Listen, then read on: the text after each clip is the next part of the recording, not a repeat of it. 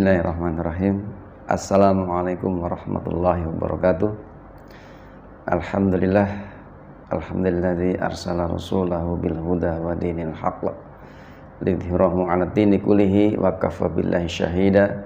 Asyhadu an la ilaha illallah wahdahu la syarikalah wa asyhadu anna Muhammadan abduhu wa rasuluh la nabiyya ba'da. Allahumma shalli wa sallim ala sayyidina Muhammad wa ala ali Muhammad. Jamaah yang dimuliakan Allah dimanapun berada, semoga dalam keadaan sehat walafiat. Dan di masa Ramadan kali ini mudah-mudahan tetap semangat, tetap untuk terus mendapatkan harapan maghfirah, barokah dan inayah dari Allah Subhanahu wa taala. Pada kesempatan hari ini saya diberikan kesempatan untuk mengisi sebuah tema yang sangat berat sebenarnya, karena ini menyangkut satu entitas, satu komunitas, bahkan satu bangsa, satu umat, satu generasi, satu peradaban. Ya, dalam firman-Nya Allah berfirman, A'udzu minasyaitonir rajim, ya ayyuhalladzina amanu kuntum khairal ummatin ukhrijat linnas ta'muruna bil ma'ruf wa tanhauna 'anil munkar wa tu'minu billah. Allah berfirman di surat Ali Imran ayat 110 bahwa wahai orang berkalian, kita semua adalah umat terbaik yang dikirim Allah untuk apa? Ukhrijat, keluar kepada manusia. Dan dengan keluarnya kita bisa menegakkan ta'muruna bil ma'ruf wa tanhauna 'anil munkar. Kita bisa menegakkan amar ma'ruf nahi munkar. Nah, sesuai tema hari ini, Ramadan membentuk umat terbaik. Ada 3 sesi yang bisa kita kaji di sini. Yang pertama adalah generasi umat terbaik.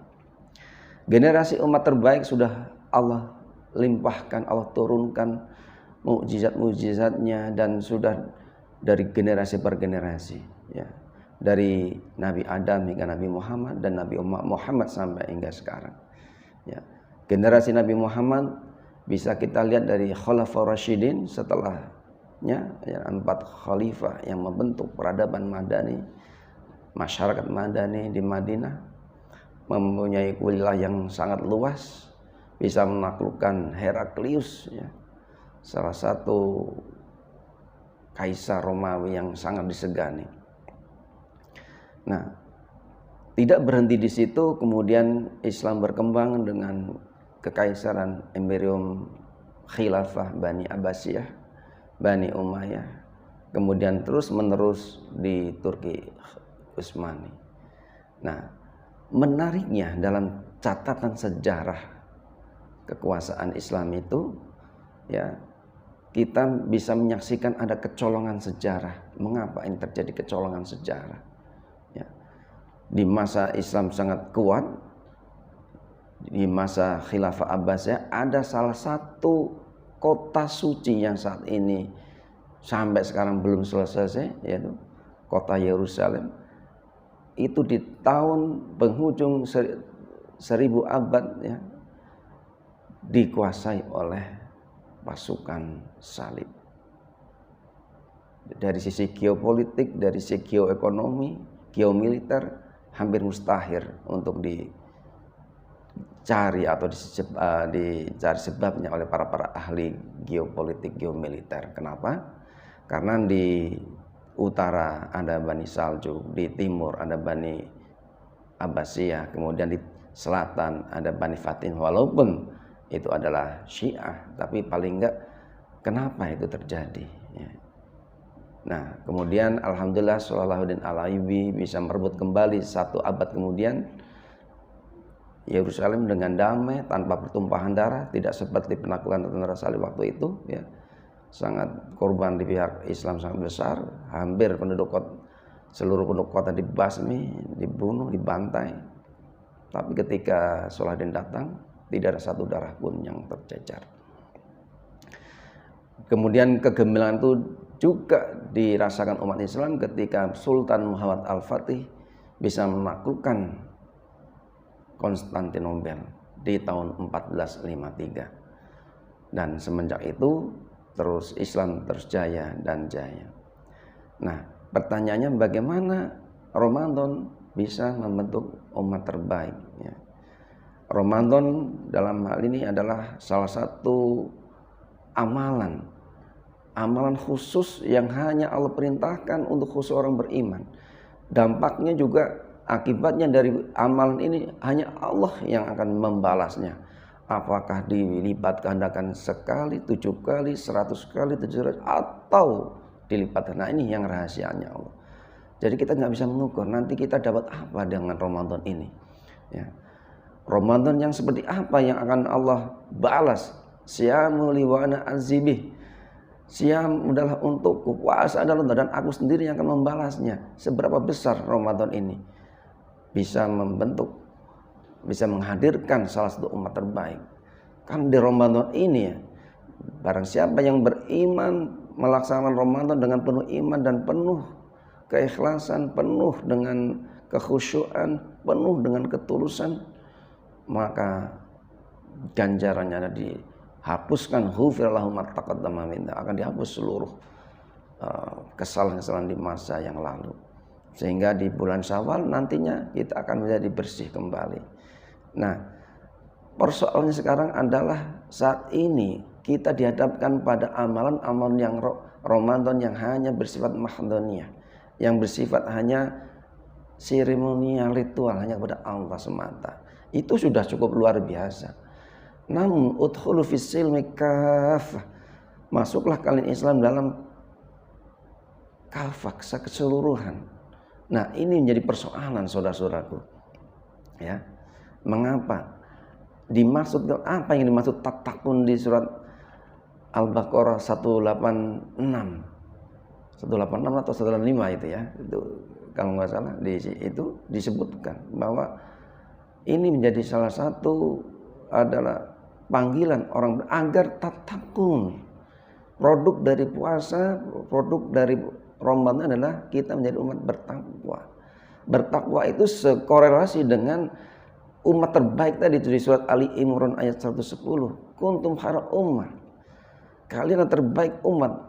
Yang bagaimana umat terbaik umat ini bisa menjadi umat terbaik? Maka ta'muruna bil ma'ruf wa tanhauna 'anil munkar. Ta'muruna bil ma'ruf wa tanhauna, ini adalah sifat, adalah produk dari tatakun atau orang-orang yang bertakwa.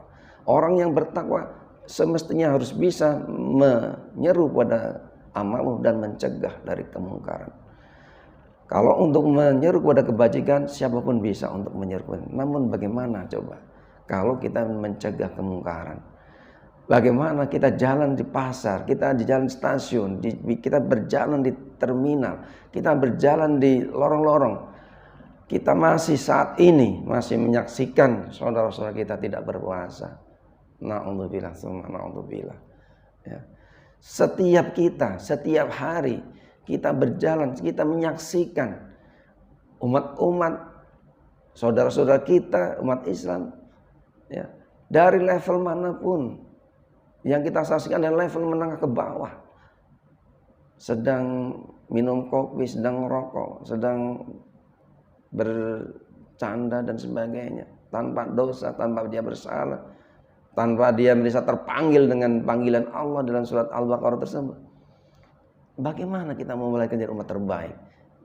Dari sisi amalan saja tidak bisa ditunaikan.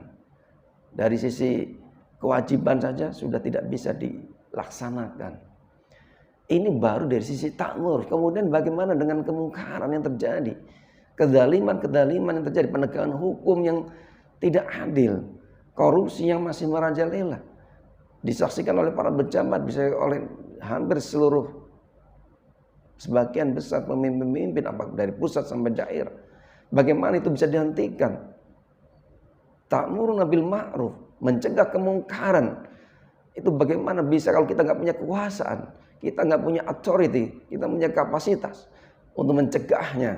Bagaimana kita bisa mencegah kemungkaran itu? Sementara umat terbaik adalah umat yang siap terpanggil untuk ta'muruna bil ma'ruf wa tanhauna 'anil munkar. Bagaimana kita tidak bisa melaksanakan pencegahan kemungkaran ketika salah satu tokoh kita, alim ulama kita difitnah, kemudian masuk jeruji besi hanya karena masalah pelanggaran protokol kesehatan. Di tempat lain banyak yang melakukan pelanggaran prokes tapi tidak ditegakkan keadilan. Bagaimana? Di mana keadilan? Di mana tattaqun? Apakah penegak hukum itu bukan orang muslim?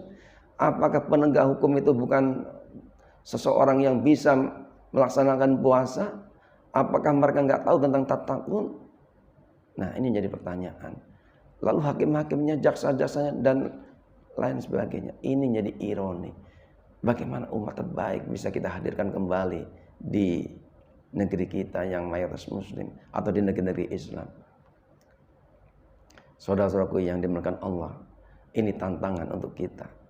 Tantangan untuk para pemimpin kita, tantangan untuk umat muslim bahwa kuntum khair ummah ukhrijat linnas ta'muruna bil ma'ruf wa tanhauna 'anil munkar adalah salah satu keniscayaan bahwa kita harus bisa menyeru kebajikan dan sekaligus mencegah kemungkaran. Dan itu memang berat. Man ra'a minkum mungkaran falyughayyir biyadihi. Jika kalian melihat kemungkaran, maka cegahlah dengan tangan kalian, cegahlah dengan kekuasaan kalian, cegahlah dengan kewenangan kalian. Namun kalau itu tidak bisa, dengan lisan, dengan bicara.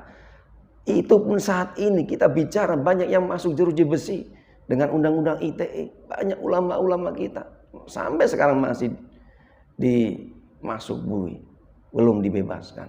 Ada yang meninggal di penjara, ada yang meninggal di tahanan. Itu baru lisan. Bagaimana kalau kita mencegah kemungkaran hanya dengan doa? Dan itu selemah-lemahnya iman. Walaupun kekuatan doa itu sangat luar biasa. Kalau itu dilaksanakan oleh orang-orang ikhlas, orang-orang yang penuh iman, maka doa bisa merubah takdir, doa bisa merubah sejarah, doa bisa merubah segalanya. Namun dengan kualitas yang bagaimana doa itu bisa merubah segalanya, doa bisa merubah takdir, itu harus bagaimana? Kualitas yang seperti apa? Doa yang seperti apa? Amal yang seperti apa?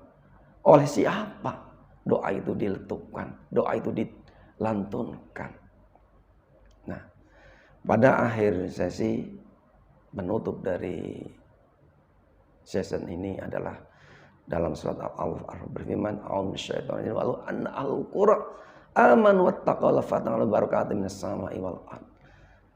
Kita mendapatkan suatu negeri yang dihuni oleh umat terbaik, dan umat terbaik bisa disuplai dari Ramadan terbaik oleh orang-orang pejuang-pejuang Ramadan, bisa menghadirkan umat terbaik, dan itu akan menurunkan keberkahan dari langit. Karena apa? Jaminan Al-A'raf, dari jaminan dari Allah dengan surat Al-A'raf tadi, Allah akan turunkan barokah dari langit dan bumi jika seluruh penduduk itu bertakwa.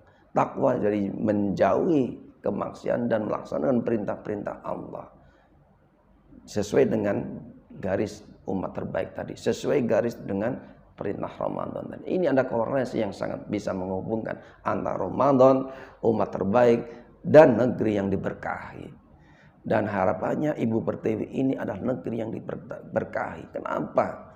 Ya, dari dua riset yang bisa kita jadikan patokan. Yang pertama adalah tahun 1980, yaitu Profesor Mubiarto.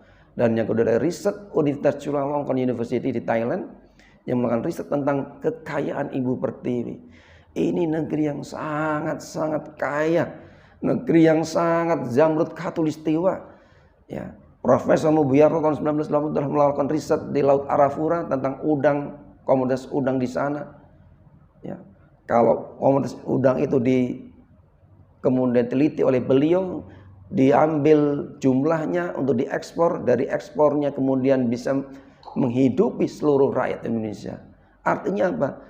Rakyat kita, umat muslim, dengan didanai oleh, diberi makan oleh negara, kita masuk makan, kita tidur, kita beribadah, makan, tidur, ibadah, tidur, makan, ibadah, kita akan masuk surga itu. Kenapa? Ya udah ada ibadahnya, ada istirahatnya, ada makannya, ada kebutuhannya. Dicukupi oleh negara, bisa dicukupi oleh negara hanya dengan satu blok komoditas udang di Laut Arafura. Pertama, Yang kedua, riset dari Universitas Chulalongkorn, Thailand. Pada tahun 2012 melakukan riset penelitian tentang bagaimana pendapatan pemerintah Hindia Belanda dari 1878 sampai 1941 menghasilkan kurang lebih, kalau dikonversikan ke gulden Belanda dan ke dolar rupiah, dolar Amerika kan kemudian dikonversi ke rupiah, itu mencapai 2000 triliun per tahun. Dari sektor perkebunan saja, dari pertanian saja, minus sawit dan karet karena waktu belum dimaksimalkan. Itu luar biasa. 2000 utang sekarang pemerintah sekarang berapa? Bahkan salah satu ahli ekonomi mungkin rezimnya akan meninggalkan utang 10.000 triliun. Nggak ada masalah. 10.000 triliun bisa kita bayar. Ya. Kalau pemerintahan ini bersih, pemerintahan clean governance, pemerintahan ini adalah adil, keadilan tegakkan, hukum ditegakkan, korupsi berantas, insya Allah bisa mengalirkan seluruh sumber daya ini untuk membayar hutang, untuk memberikan penghidupan yang layak bagi rakyat Indonesia. Ini adalah negeri ironi, negeri yang sangat kaya namun banyak anak-anak kekurangan gizi.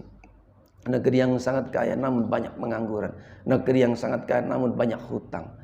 Nah, sehingga kita sebagai umat muslim wajib untuk pertama respon perintah Ramadan, ya, untuk melaksanakan Ramadan, dakwahkan mereka bagi yang belum berpuasa Ramadan.